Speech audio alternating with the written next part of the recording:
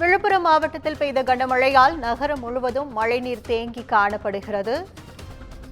விழுப்புரம் புதிய பேருந்து நிலையத்தில் 5 அடி உயரத்திற்கு மேல் தண்ணீர் தேங்கி நிற்பதால் பொதுமக்கள் அவதிக்குள்ளாகியுள்ளனர். கூடுதல் விவரங்களை செய்தியாளர் சிவபிரகாசம் வழங்க கேட்கலாம். வணக்கம் சிவபிரகாசம், கூடுதல் விவரங்கள். வணக்கம் கற்பகம். கடந்த சில நாட்களாகவே விழுப்புரம் மாவட்டத்தில் கனமழை முதல் அதீத கனமழை பெய்தது.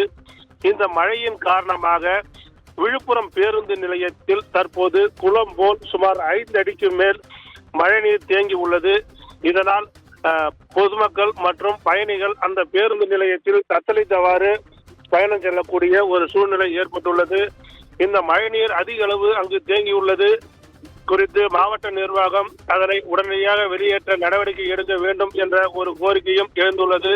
அதாவது இதுபோன்று மழை காலங்களில் விழுப்புரம் பேருந்து நிலையத்தில் எப்போதுமே மழைநீர் தேங்கி நிற்பதால் பொதுமக்கள் மற்றும் வாகன ஓட்டிகள் கடும் இன்னல்களுக்கு ஆளாகி உள்ளனர். இந்த நிலையை உடனடியாக மாவட்ட நிர்வாகம் அங்கு தேங்கியுள்ள மழைநீரை அப்புறப்படுத்தி வாகன ஓட்டிகள் மற்றும் பொதுமக்கள் எளிதில் செல்லக்கூடிய வகையில் நடவடிக்கை எடுக்க வேண்டும் என்ற ஒரு கோரிக்கையும் எழுந்துள்ளது. கற்பகம்.